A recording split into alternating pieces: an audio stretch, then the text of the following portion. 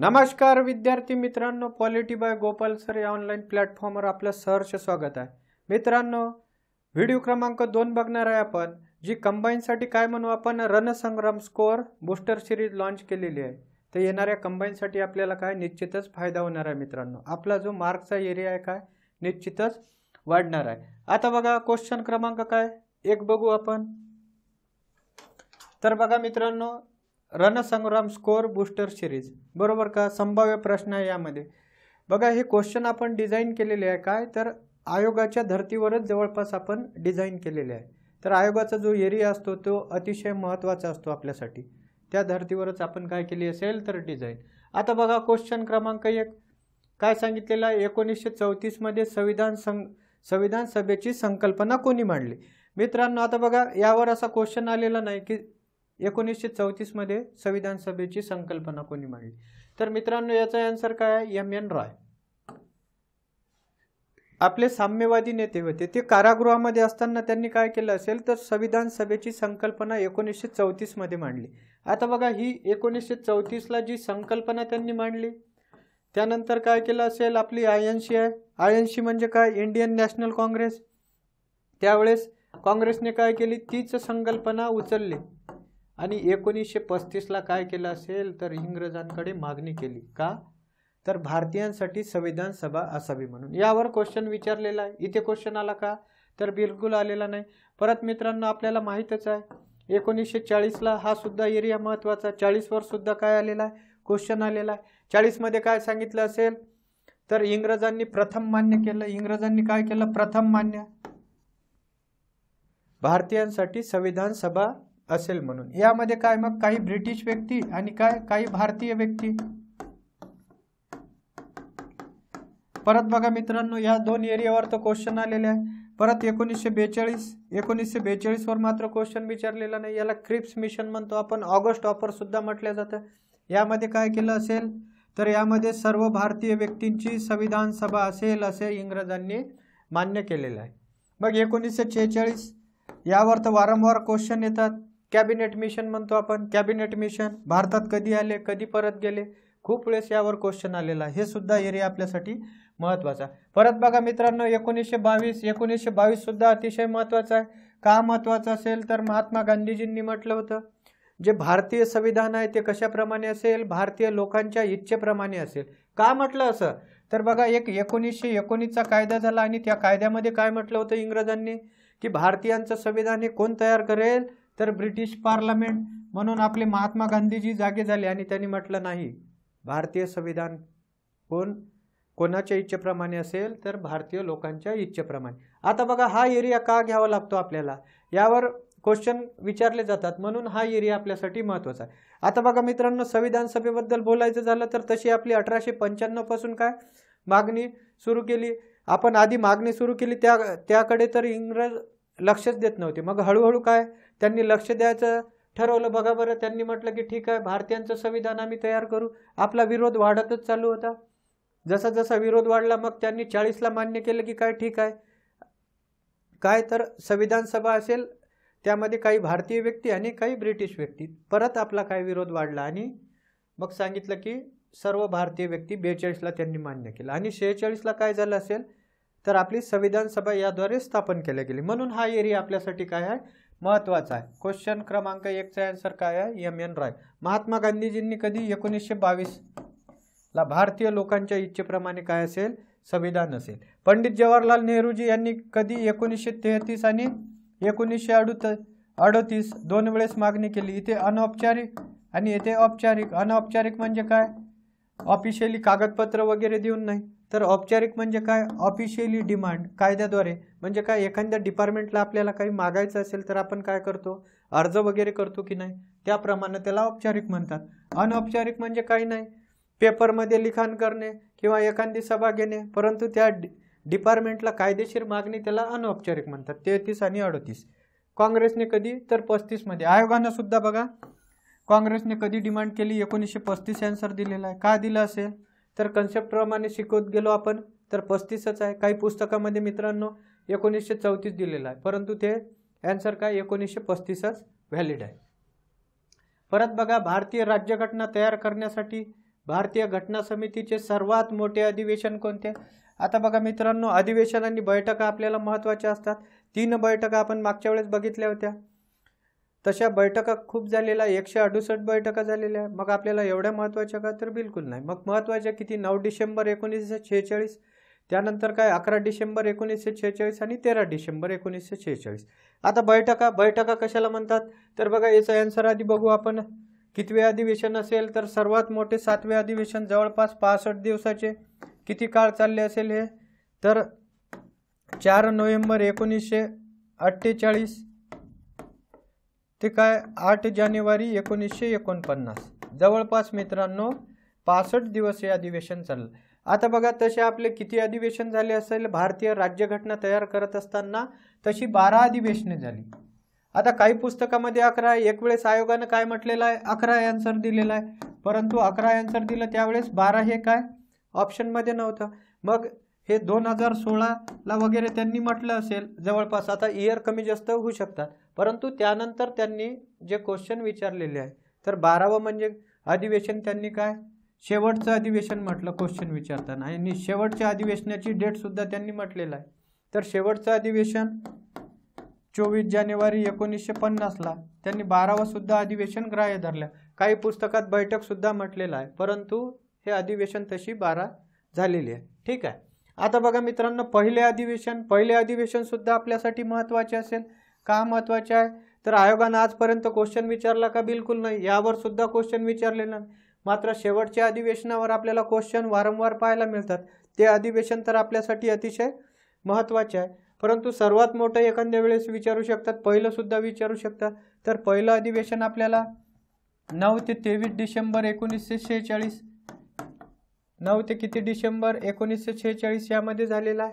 परत 5वं अधिवेशन का महत्त्वाचं असेल? तर 5व्या अधिवेशनामध्ये आपल्याला काय मिळालेलं आहे? स्वातंत्र्य मिळालेलं आहे. 5वं अधिवेशन सुद्धा आपल्यासाठी महत्त्वाचं आहे. 6वं अधिवेशन का? तर बघा मित्रांनो, काही अधिवेशनं अशी आहे, 12 पैकी 2च अधिवेशनं अशी आहे की ते एक दिवसीय अधिवेशन आहे. 6वं आणि काय म्हणू आपण त्याला 12वं अधिवेशन. ठीक आहे. मग 6वं अधिवेशन कधीचं असेल? तर 27 जानेवारी 1948 मधला आहे. लक्षात ठेवायचं. ठीक आहे. 14 ऑगस्ट ते काय म्हणू आपण 30 ऑगस्ट 1947 स्वातंत्र्य मिळालं. ह्या अधिवेशनाच्या डेट्स आहे. यावर क्वेश्चन आले का? तर नाही. शेवटच्या अधिवेशनावर मात्र क्वेश्चन आलेले आहे. आता बघा मित्रांनो, अधिवेशन आणि बैठका कशाला म्हणायचं? तर बघा, अधिवेशन आता सुद्धा संसदेचे होत असतात. अधिवेशन सत्र इंग्लिशमध्ये सेशन म्हणतात त्याला. आता बघा, बैठक म्हणजे काय? तर बैठक हे एका दिवसाची होतात. एक दिवसाचीच काय असतात? बैठक असतात. आणि अधिवेशन हे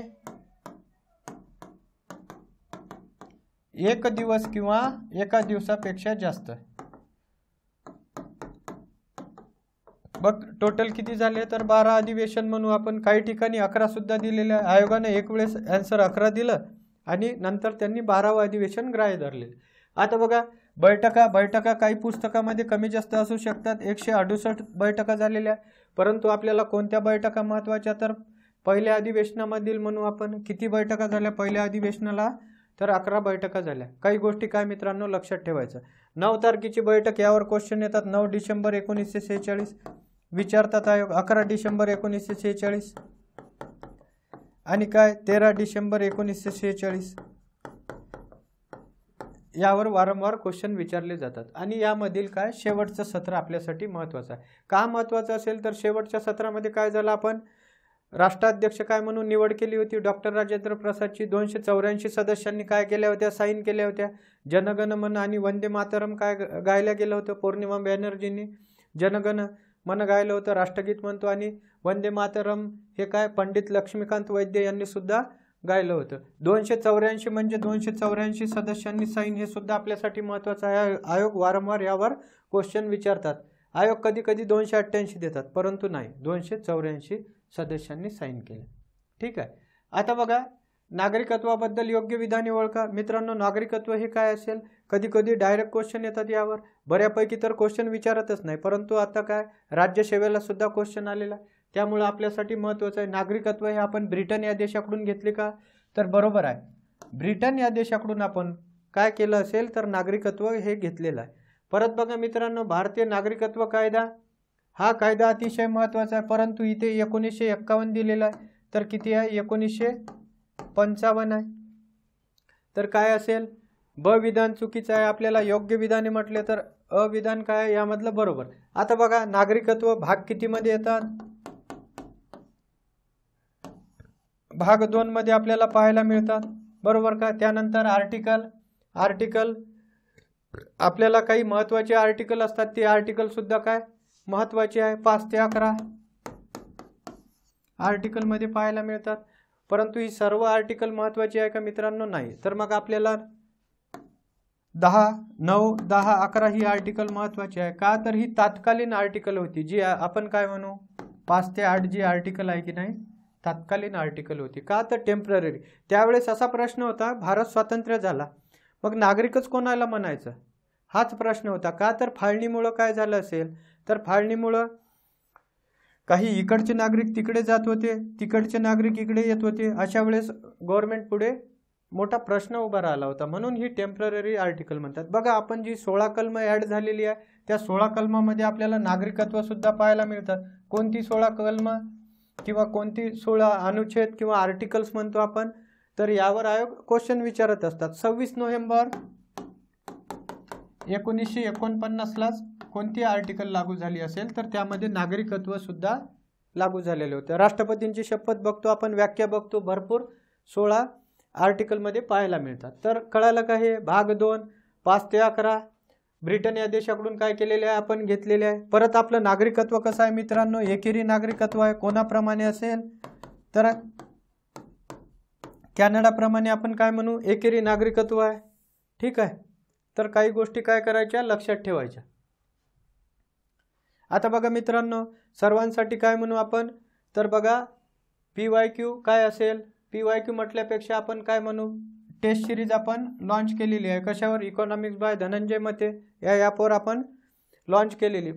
मित्रांनो फक्त 49 रुपये काय याची फीज आहे. का असेल तर सर्वांना काय, सर्वांपर्यंत ही टेस्ट सिरीज रिजनेबल दरामध्ये पोचायला हवी. बघा यामध्ये 17 टेस्ट आहे. 17 कोणत्या, तर टॉपिक वाईज, आणि 3 टेस्ट काय, तर कॉम्प्रेहेन्सिव्ह टेस्ट. टोटल 20 टेस्ट मिळतात. निश्चितच तुम्हाला फायदा होणार आहे मित्रांनो. ठीक आहे. परत बघा वन डे रिव्हिजन बॅच म्हणतो आपण पॉलिटीची, हे सुद्धा काय फक्त 100 रुपयामध्ये अवेलेबल आहे. तर ज्यांना वाटत असेल की बाबा फायदा होते त्यांनी ही बॅच घेऊ शकता. आता बघा कलम 75 सुद्धा अतिशय महत्त्वाचा आहे. का महत्त्वाचा असेल तर वारंवार क्वेश्चन येतात. कलम 75 मध्ये मंत्रिमंडळ संसदेला जबाबदार असतात. अतिशय चुकीचं आहे. संसदेला नाही तर लोकसभेला. कशाला जबाबदार? लोकसभेला. अतिशय महत्त्वाचं. आयोग असंच करतात आपल्याला. त्यामुळं अविधान काय आहे, चुकीचं आहे. कलम 74 मध्ये पंतप्रधानांचे कर्तव्य यांचा समावेश केला, हे सुद्धा विधान काय आहे तर मित्रांनो हे विधान सुद्धा चुकीचं आहे. पंतप्रधानांचे कर्तव्य आर्टिकल 78 मध्ये पाहायला मिळतात, आणि 74 मध्ये काय असेल तर मंत्रिमंडळ आहे आपलं. त्यामुळं अयोग्य विधाने, दोन्ही विधाने काय आहे, अयोग्य आहे. अयोग्य विचारलेलं हे सुद्धा आपल्यासाठी महत्त्वाचं असतात जेव्हा आपण पेपर सॉल्व्ह करतो त्यावेळेस, योग्य की अयोग्य. आता बघा मित्रांनो आर्टिकल 75 आर्टिकल आपल्यासाठी खूपच महत्त्वाचं आहे. त्यानंतर 74 आर्टिकल सुद्धा आपल्यासाठी अतिशय महत्त्वाचं. 78 आर्टिकल सुद्धा आपल्यासाठी अतिशय महत्त्वाचं. वारंवार यावर क्वेश्चन येतात. आता 75 मध्ये काय सांगितलं असेल तर पंतप्रधानांची नेमणूक कोण करतात तर राष्ट्रपती करतात. मग कोणालाही का नाही, ज्या पक्षांचं काय लोकसभेमध्ये काय असेल बहुमत असेल त्याच पक्षाच्या नेत्याला नेमणूक केल्या जाते. परत बघा मित्रांनो कोणाच्या सल्ल्याने, सल्ला अतिशय महत्त्वाचा आहे. सल्ला पंतप्रधानांच्या सल्ल्याने इतर मंत्र्यांची काय केले जाते, नेमणूक केल्या जाते. परत यांच्या 75(1) मध्ये काय पाहायला मिळतात, 15% जास्त नसेल. काय जास्त नसेल, मंत्रिमंडळ पंतप्रधानासहित. आयोग म्हणतात कधी कधी व्यतिरिक्त, तर ते विधान काय असेल चुकीचं. पंतप्रधानांना इन्क्लूड करून. कशाच्या, लोकसभेच्या का विधिमंडळाच्या किंवा विधानसभेच्या, तर बिलकुल नाही. परत काय एखाद्या मंत्री पक्षांतर बंदी कायदा त्याला सुद्धा लागू असेल. पक्षांतर बंदी कायदा आपल्याला माहीतच आहे. आर्टिकल काय म्हणू आपण 52 मध्ये 52वी घटना दुरुस्ती नुसार काय केलेलं आहे, ॲड केलेलं आहे. 10वा शेड्यूल ॲड केलेला आहे. परत यामध्ये शपथा सुद्धा पाहायला मिळतात. कोणत्या शपथा मित्रांनो? आपण घेतो ते नाही तर काय, या मंत्रिमंडळाच्या शपथ आपल्याला यामध्ये पाहायला मिळतात. परत काय तर यामध्ये बघा, एखादा मंत्री असेल, पंतप्रधान असेल, कोणत्याही सभागृहाचे ते सदस्य नसेल तर 6 महिन्याच्या आत त्यांना काय सदस्यत्व प्राप्त करावे लागेल. यांचे वेतन भत्ते सुद्धा कशात इन्क्लूड केलेले आहे? तर यामध्ये आर्टिकल 75 अतिशय महत्त्वाचं आहे. यावर वारंवार क्वेश्चन विचारतात. आता 74 मध्ये काय सांगितलं असेल तर राष्ट्रपतींना सहाय्य व सल्ला देण्यासाठी कोण असेल? तर मंत्रिमंडळ असेल. परंतु कोणाच्या नेतृत्वाखाली? तर पंतप्रधानांच्या नेतृत्वाखाली. म्हणून आर्टिकल 74 आणि 75 मध्ये काय तर पंतप्रधानांचा उल्लेख आढळतो. 78 मध्ये काय असेल तर मित्रांनो, आपल्या पंतप्रधानांचे कर्तव्य आहे काय? राष्ट्रपतीला माहिती देणे. ही आर्टिकल अतिशय महत्त्वाची आहे. वारंवार आयोग यावर क्वेश्चन विचारतात. तसेच आपली मंत्रिमंडळ हे कशाला जबाबदार? तर लोकसभेला जबाबदार. 75 काय 75(3) नुसार. आता हे 74, 75, 78 बघितले आपण. तशीच आर्टिकल काय असेल? 163, 164 आणि काय 167. तर बघा मित्रांनो, 163 कोणतं मंत्रिमंडळ असेल? राज्यांसाठी.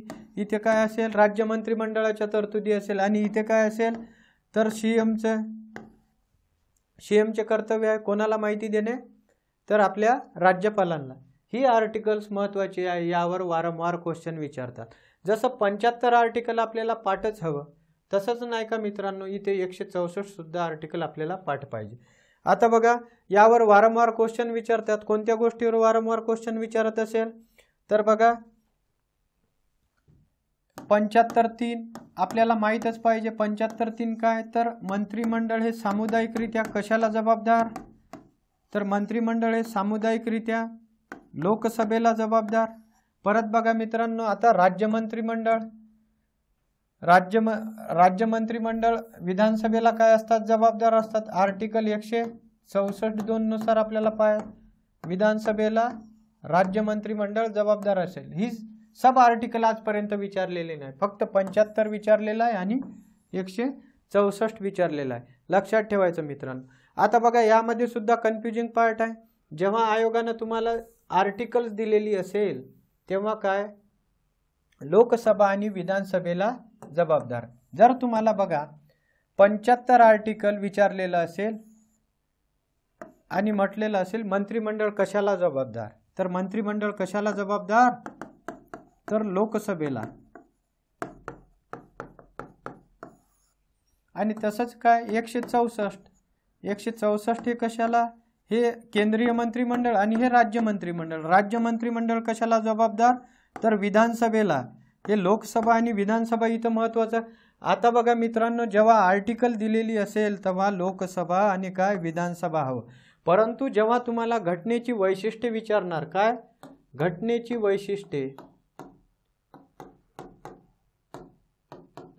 वैशिष्ट्ये भारतीय राज्यघटना कशी आहे असं जर विचारलं तर काय असेल बघा, मंत्रिमंडळ हे कशाला जबाबदार? तर मंत्रिमंडळ हे संयुक्तरित्या म्हणू किंवा सामुदायिकरित्या, हे इथं तुम्ही लिहू शकता संसद किंवा काय तर विधिमंडळ. यावर क्वेश्चन येऊन गेलेले आहे. खूप लोकांचं कन्फ्युजन येते होतात. आता बघा काय सांगितलं, आर्टिकल जेव्हा 75 तेव्हा काय लोकसभाच. संसद का? संसद चुकीचं असेल.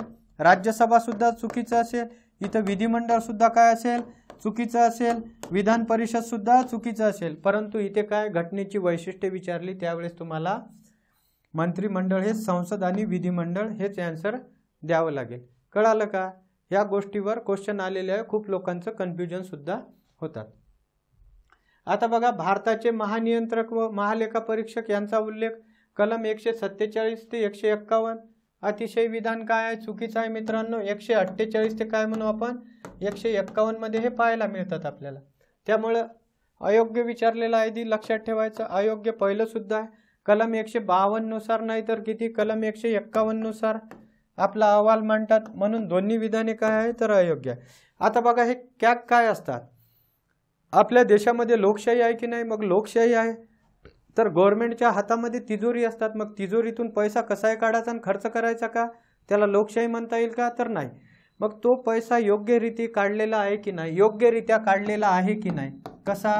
योग्यरित्या म्हणजे काय बघा, गव्हर्नमेंट बजेट मांडत असतात, बजेट मांडत असताना ते काय परमिशन घेतात पैसे काढण्याची, मग ते कायद्याने काढलेला आहे की नाही त्याची तपासणी करतात, कायद्याने हा पैसा काढलेला आहे की नाही, आणि ज्या डिपार्टमेंटसाठी यांनी मागितलेला आहे त्याच डिपार्टमेंटसाठी खर्च केलेला आहे की नाही.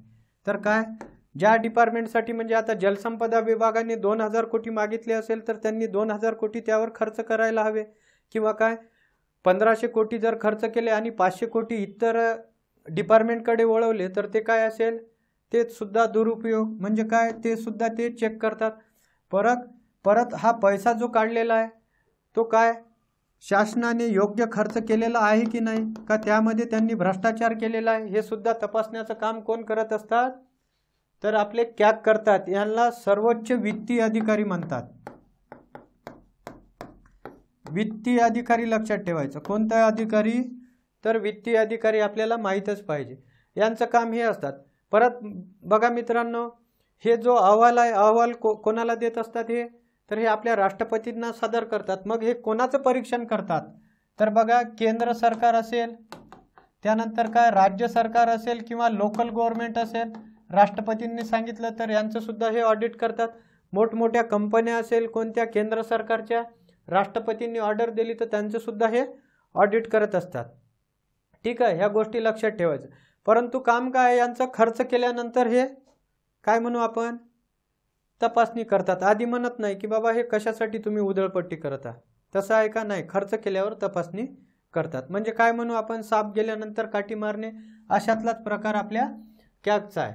तर हे सुद्धा काय आपल्या अहवाल कोणाला देतात, तर राष्ट्रपतींना. परत यांना नाही का कॅगला काय म्हणतात, तर लोकलेखा समितीचे मित्र व मार्गदर्शक सुद्धा म्हणतात. का, तर लोकलेखा समितीमध्ये कोण हे असतात, तर विरोधी पक्षनेते काय असतात, अध्यक्ष असतात. मग ते भ्रष्टाचार सुद्धा उघडकीस करण्यासाठी त्यांचा मोलाचा वाटा असते. आता भारताचे महानियंत्रक व महालेखा परीक्षक आर्टिकल 148 ते 151 लक्षात ठेवायचं मित्रांनो. 149 मध्ये काय सांगितलेलं आहे, त्यांचे कर्तव्य सांगितलेलं आहे. आधी ते अकाउंटिंग सुद्धा करत होते. अकाउंटिंग आणि लेखापरीक्षण म्हणजे काय, लेखापरीक्षण म्हणजे काय, तर परीक्षण करणे बाबा योग्य खर्च झालेला आहे की नाही.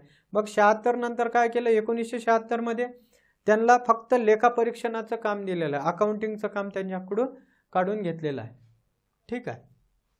तर बघा भाग 5 मध्ये प्रकरण काय म्हणू आपण, आत्ताच बघितलं 148 ते 151-49 मध्ये कर्तव्य व अधिकार तुम्हाला सांगितलेलंच आहे.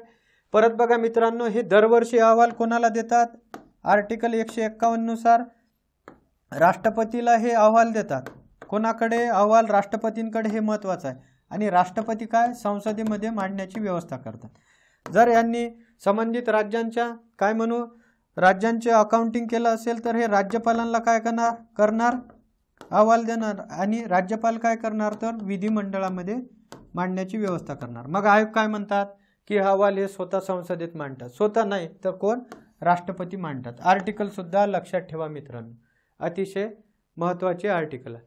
परत बघा यांचा काय म्हणू आपण, कार्यकाळांचा उल्लेख नाही आहे, परंतु नाही का त्यांना कार्यकाळ कसा 6 वर्ष दिला जातो. घटनेमध्ये उल्लेख नाही. 6 वर्ष किंवा 65 वर्ष असतात. मग यांना पदावून बघा, पदावून दूर, सर्वोच्च न्यायालयाचे जे न्यायाधीश असतात ना त्याप्रमाणे यांना पदावून दूर करावा लागतो. म्हणजे काय, जरा यांना जर काढायचं असेल तर राष्ट्रपतीची मर्जी वगैरे नाही, तर एक प्रोसेस आहे त्यांना पदावरून दूर करण्यासाठी. आता बघा खालीलपैकी कोणत्या राज्यामध्ये विधान परिषद नाही, हे सुद्धा आपल्यासाठी महत्त्वाचं आहे. का घेत असेल आपण, तर वारंवार क्वेश्चन येतात म्हणून तेच क्वेश्चन काय आपल्याला माहीतच असायला हवे. तर बघा मित्रांनो 169 विधान परिषद निर्माण किंवा रद्द करणे ते तर माहीत आहे, परंतु विधान परिषद कुठे आहे, आता 6 अशी राज्य आहे की काय तिथे विधान परिषद आहे. मग कोणती राज्य असेल, यूपी असेल, बिहार असेल, महाराष्ट्र असेल, त्यानंतर काय कर्नाटक असेल, तेलंगणा असेल आणि आंध्र प्रदेश. तर मित्रांनो ही 6 राज्य आपल्याला पाठच पाहिजे, खूप वेळेस क्वेश्चन आलेला आहे. राजस्थानमध्ये आहे का, नाही आहे. मध्य प्रदेशमध्ये बिलकुल नाही, केरळमध्ये नाही, वरीलपैकी एकही नाही, आन्सर यायला पाहिजे. तर बघा ही ट्रिक कशी लक्षात ठेवायची, तू MBA कर, तू कुठे MBA कर, तर मित्रांनो तू MBA कर तर विधान परिषदेमध्ये. कशामध्ये? विधान परिषदेमध्ये. तर आपल्याला ट्रिक तर बनवली आपण, ट्रिक माहीतच असायला हवी. आता बघा, टी म्हणजे काय? तेलंगणा. यू म्हणजे काय? उत्तर प्रदेश. एम म्हणजे काय? महाराष्ट्र. बी म्हणजे काय? बिहार. ए म्हणजे आंध्र प्रदेश. अरुणाचल प्रदेश लक्षात नका ठेवू, आंध्र प्रदेश. के म्हणजे काय? कर्नाटक. आपल्याला माहीतच पाहिजे. ठीक आहे. या विधान परिषद 6 राज्यामध्ये आढळतात आपल्याला. आता बघा, सर्वोच्च न्यायालयातील न्यायाधीशांची संख्या 26 जानेवारी 1950ला किती होती? सुरुवातीला सर्वोच्च न्यायालयाच्या न्यायाधीशांची संख्या किती असेल? तर मित्रांनो 7+1 आपण काय म्हणू त्याला? 8 ही होती. आता बघा 2019 मध्ये किती झालेली असेल? तर सध्या 34 न्यायाधीश आपल्याला सर्वोच्च न्यायालयामध्ये पाहायला मिळतात. आता ही संख्या आपल्याला माहीतच पाहिजे. सर्वोच्च न्यायालयाची संख्या वाढविण्याचा अधिकार कोणाला असेल? तर हा अधिकार संसदेला आहे, सर्वोच्च न्यायालयाचा. न्यायाधीशांची संख्या. परत हायकोर्टाची संख्या. हायकोर्टाची संख्या कोण? तर राष्ट्रपती. राष्ट्रपती वाढवत असतात. ह्या 2 गोष्टी आपल्याला माहीतच पाहिजे मित्रांनो, वारंवार क्वेश्चन येतात. 26 जानेवारी 1950ला काय झालं असेल? तर सर्वोच्च न्यायालयाची स्थापना झाली आणि कामकाज किंवा उद्घाटन 28 जानेवारी 1950. ह्या 2 डेट सुद्धा आपल्याला महत्त्वाच्या आहे, तर लक्षात ठेवायचं. ठीक आहे. तसेच सर्वोच्च न्यायालयाबाबत काही आर्टिकल आहे, त्यावर वारंवार क्वेश्चन येतात. आर्टिकल 124 नुसार काय असते आपल्यासाठी? सर्वोच्च न्यायालय असेल. भारतात किती आहे? एकच सर्वोच्च न्यायालय. आर्टिकल 125 नुसार काय? पगार भत्ते असतात न्यायाधीशांचे, बरोबर का? त्यानंतर आर्टिकल 131 अतिशय महत्त्वाचं का? तर प्रारंभिक अधिकार म्हणतात, डायरेक्ट खटले यामध्ये येतात. त्यानंतर आर्टिकल 141, त्यानंतर आर्टिकल 143. भरपूर वेळेस यामध्ये काय विचारले जातात क्वेश्चन. आर्टिकल 129 अभिलेख. अभिलेख म्हणजे रेकॉर्ड वगैरे ठेवतात. तर ह्या गोष्टी आपल्याला माहीतच पाहिजे. कमीत कमी ही आर्टिकल तरी आपल्याला माहीत असायला हवी. का? तर वारंवार यावर क्वेश्चन येतात. परत आर्टिकल 127 मध्ये काय असेल? तर तदर्थ न्यायाधीश.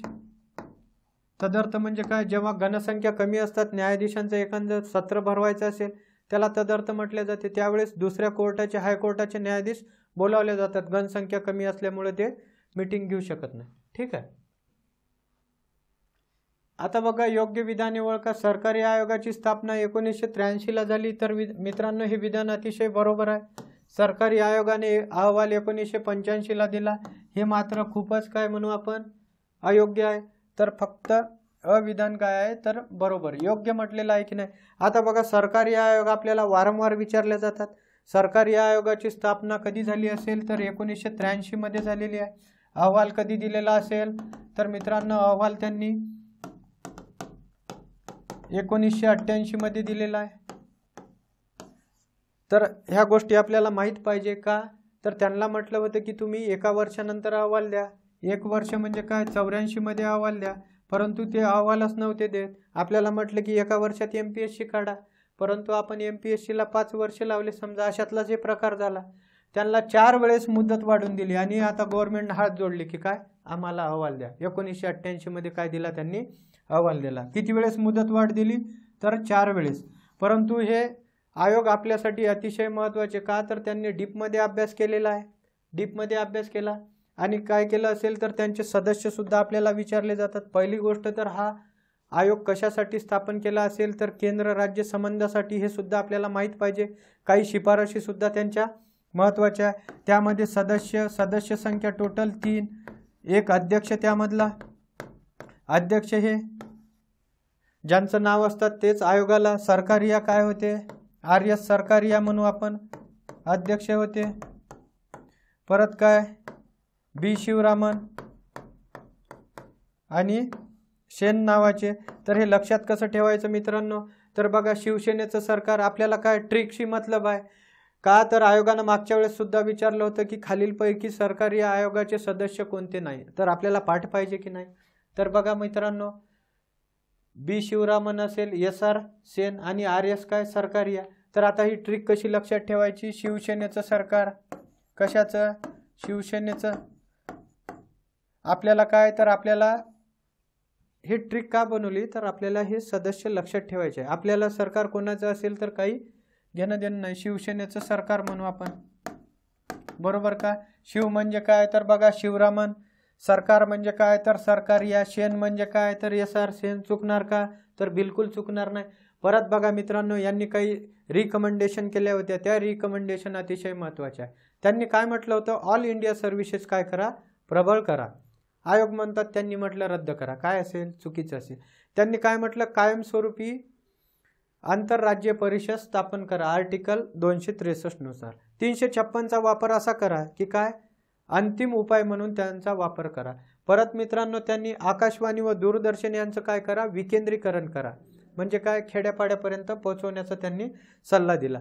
आता बघा, राज्यपाल पदाबाबत त्यांनी काय केलं असेल तर राज्यपाल पद हे रद्द करा असं त्यांनी कधीच म्हटलं नाही, परंतु आयोग म्हणतात आपल्याला राज्यपाल पद सुद्धा रद्द करा. तर विधान काय असेल ते चुकीचं असेल. त्यांनी राज्यपाल पद रद्द करा म्हणून कधीच म्हटलेलं नाही, लक्षात ठेवायचं.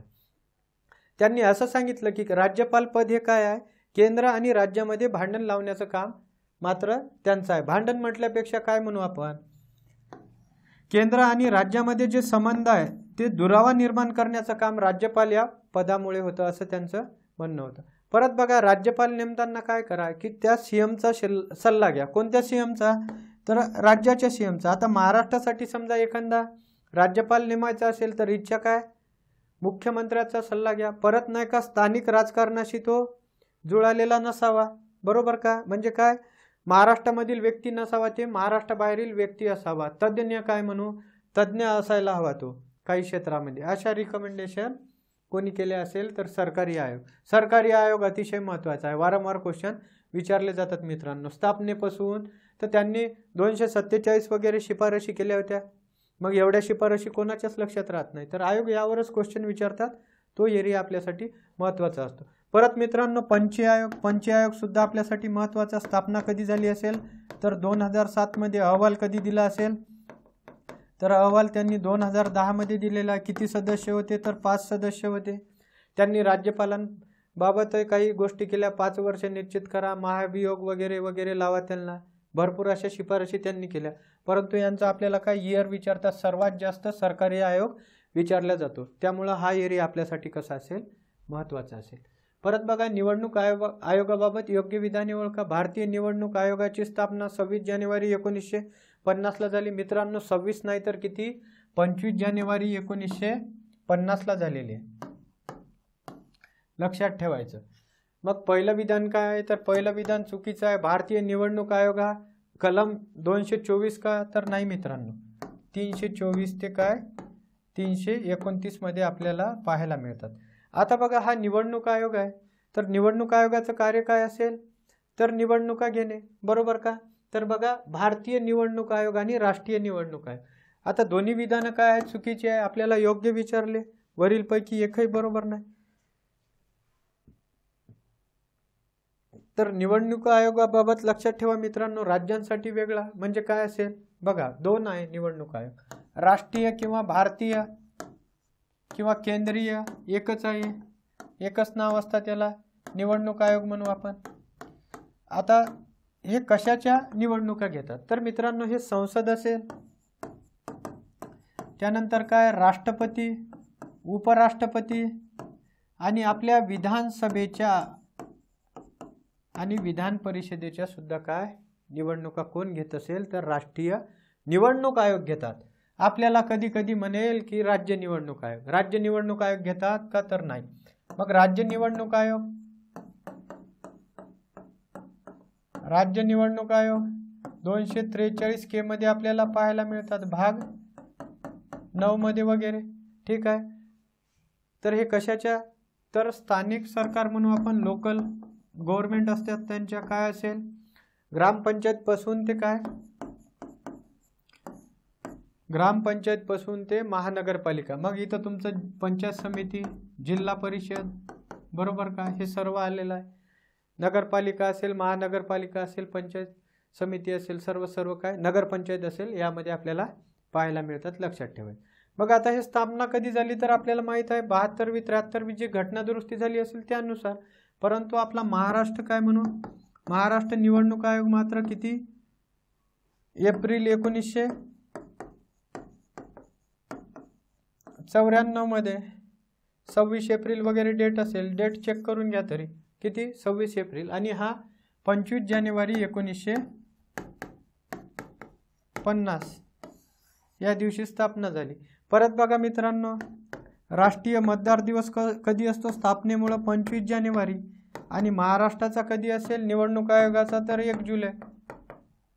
वसंतराव नाईक साहेबांची काय म्हणू आपण जयंती सुद्धा या दिवशी असतात, लक्षात ठेवायचं. हे कशाच्या निवडणुका वेगळ्या घेतात आणि हे वेगळ्या घेतात, यावर क्वेश्चन विचार.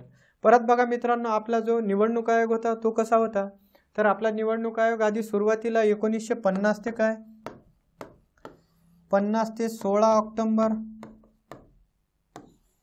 काय असेल 15 ऑक्टोबर पर्यंत हा 1 सदस्यीय होता, आणि नंतर काय झाला 1989 मध्ये हे बहुसदस्यीय का झाला असेल, तर आपण एक घटना दुरुस्ती केली होती काय, तर मतदाराचं वय आधी 21 वर्ष होतं, मग 21 वरून आपण 18 वर्ष केले, तर कितवी घटना दुरुस्ती 61वी घटना दुरुस्ती 1988, आणि अंमलबजावणी या घटना दुरुस्तीची 1989, लक्षात ठेवायचं. परत बघा मित्रांनो, हा आयोग 1990ला काय केला आपण, म्हणजे 1989 ते 90 पर्यंत काय होता हा बहुसदस्यीय. परत 90 ते 93 काय केला आपण 1 सदस्यीय, मग 93 पासून आज सुद्धा काय आहे हा बहुसदस्यीय आहे, लक्षात ठेवायचं. कधी कधी विचारतात 15 ऑक्टोबर पर्यंत हा होता. बहुसदस्यीय म्हणजे काय, 2 सदस्य वगैरे नाही, राष्ट्रपतींना वाटेल एवढे काय आयुक्त परत नेमे, एक मुख्य आयुक्त असेल आणि इतर निवडणूक आयुक्त, मग 2 असो 4 असो राष्ट्रपतींना वाटेल एवढे. सध्या किती आहे आपल्या याच्यात 3 आहे, एक मुख्य निवडणूक आयुक्त आहे आणि दुसरे काय आहे 2 आयुक्त सुद्धा आपल्याला पाहायला मिळतात. काय केलं असेल तर कामकाजाचा भार वाढला होता, त्यामुळे आपण काय केलं हे बहुसदस्यीय केला 1989. जसं आपलं कामकाज संपलं, कामकाज म्हणजे काय तर मतदारांची संख्या वाढली की नाही 21 वरून 18 केली, त्यामुळं लोड वाढला, एकटा व्यक्ती काय करेल का तर नाही. मग 90 मध्ये काय केलं आपण कामकाजाचा लोड परत कमी झाला, 93 पर्यंत 1 सदस्यीय, 93ला परत का वाढवलं तर मतदारांची संख्या सातत्यानं वाढत होती. ठीक आहे. भाग 15 मध्ये हे पाहायला मिळतात. आता बघा लोकसेवा आयोगाबाबत योग्य विधाने ओळखा. लोकसेवा आयोगाची सदस्य संख्या घटनेमध्ये नमूद केलेली आहे, नमूद केली का तर घटनेमध्ये नमूद केलेली नाही मित्रांनो. सदस्यांची संख्या असं काय म्हटलं गेलं असेल, एक अध्यक्ष असेल आणि इतर काय असेल सदस्य असेल, त्यामुळे हे काय आहे चुकीचं विधान आहे. परत बघा लोकसेवा आयोगाचे कार्य सरकारी नोकरीमध्ये भरती घेणे हे आहे, तर हे विधान काय आहे बरोबर आहे, योग्य विधान फक्त ब आहे. आता बघा लोकसेवा आयोगाबाबत आर्टिकल कितीमध्ये आढळतात आपल्याला, आर्टिकल 315 मध्ये. मग तुमचं लोकसेवा आयोग म्हणजे काय UPSC असेल, त्यानंतर काय संघीय लोकसेवा आयोग म्हणतो आपण, केंद्रीय लोकसेवा आयोग, आणि काय राज्य लोकसेवा आयोग MPSC म्हणू आपण आर्टिकल 315 मध्ये. परत एक लोकसेवा आयोग आपल्याला पाहायला मिळतात संयुक्त लोकसेवा आयोग.